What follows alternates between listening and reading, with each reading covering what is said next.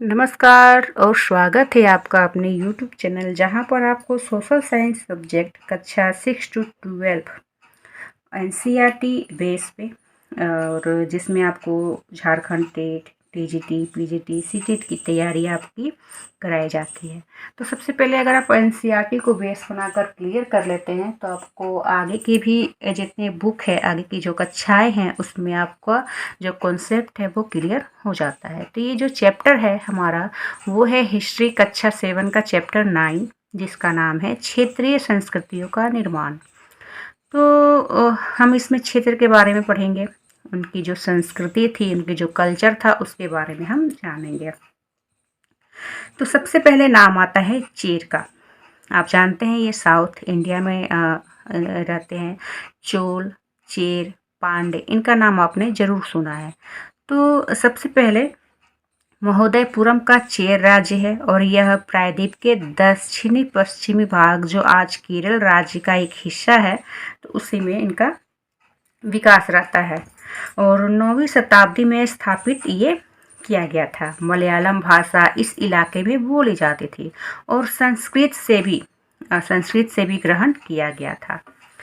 लीला तिलकम, तो इनकी एक खास तरह की काफ़ी अच्छी एक बुक है लीला तिलकम, जो कि इन्हीं किताबों से आपको इनके बारे में चोल चेर पांडे के बारे में भी जानकारी मिलती है। तो 14वीं शताब्दी का एक ग्रंथ है जो व्याकरण और काव्य शास्त्र विषयक है। मणि प्रवालम शैली में लिखा गया था। इसका अर्थ है हीरा और मूंगा। संस्कृत क्षेत्रीय भाषा के साथ साथ प्रयोग की ओर यह संकेत करता है। तो ये पूछा जाता है कि आप इसका नाम बताइए। मणि प्रवालम, तो इसका मतलब होता है हीरा और मूंगा। नेक्स्ट है गंग वंश। तो देखिए 12वीं शताब्दी में इस वंश का जो राजा रहते हैं अनंत वर्मन, इन्होंने जगन्नाथ जी के लिए मंदिर बनवाने का निश्चय किया। देखिए इनका नाम काफ़ी आता है, आप कोणार्क मंदिर ले लीजिए, जगन्नाथपुरी का मंदिर ले लीजिए, तो इन्हीं राजाओं ने इसे बनवाया था। तो 1230 में राजा अनंग भीम तृतीय ने अपना राज्य जगन्नाथ जी को अर्पित कर दिया, समर्पित कर दिया और स्वयं को उनका प्रतिनियुक्त घोषित कर दिया, मतलब प्रतिनिधि घोषित कर दिया। नेक्स्ट है कथक। तो मूल रूप से उत्तर भारत के मंदिरों में कथा मतलब कहानी सुनाने वालों की जो जाति थी उसे ही कथक कहा गया। कथक कथा है ना, दोनों को आप समझ सकते हैं। आगे ये दो घराने मतलब परंपरा में फला फूला। राजस्थान जो है जयपुर और लखनऊ में, तो लखनऊ मतलब जयपुर लखनऊ में ये कथक जो है वो फलता फूलता है। और अवध के अंतिम नवाब वाजिद अली शाह के संरक्षण में ये काफ़ी उभरा, काफ़ी मतलब कथक का विकास होता है। 1850-1875 के दौरान पंजाब, हरियाणा, जम्मू कश्मीर, बिहार तथा मध्य प्रदेश में यह स्थापित हो जाता है। तो देखिए आपको यहाँ पर पूरी तरह से कथक की जो हिस्ट्री है उसके बारे में यहाँ पर आपको जानकारी दी जा रही है। स्वतंत्रता प्राप्ति के बाद 6 शास्त्रीय नृत्य के रूप में इसे मान्यता भी मिल जाती है। किसे? तो कथक को। अब देखिए हम इनके नाम जानते हैं। तो सबसे पहले जो 6 नाम है जो शास्त्रीय नृत्य के नाम है जिसे मान्यता मिली हुई है, हम उसे जान लेते हैं।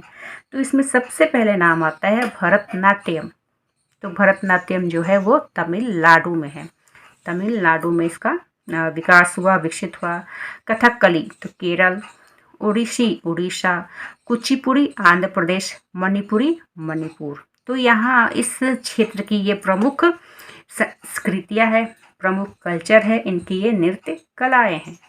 नेक्स्ट है लघु चित्र। तो देखिए तालपत्र, लकड़ी की तख्ती पश्चिम भारत से पाए गए जैन ग्रंथों में प्रयोग किए गए हैं। अकबर, जहांगीर, शाहजहां ने इसे संरक्षण दिया। किसे? तो लघु चित्र को।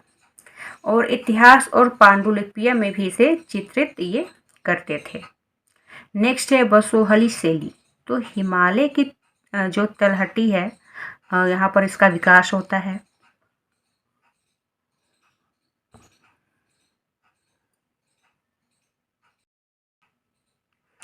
तो जो बसोहली शैली है हिमालय की तलहटी 17वीं शताब्दी के बाद यहाँ पर साहसपूर्ण एवं भावप्रवण शैली का विकास होता है। तो ये पूछा जाता है कि वसोहली शैली का कहाँ पर विकास हुआ, तो आप हिमालय की तलहटी में 17वीं शताब्दी में कह सकते हैं। और लघु चित्र के बारे में आप जैन ग्रंथों में इसका प्रयोग किया गया है। ठीक है, और संरक्षण किसने दिया, तो अकबर, जहांगीर, शाहजहां ने। और ये क्या करते थे लघु चित्र से, तो ये इतिहास और पांडुलिपियों को सजाते थे, चित्रित करते थे।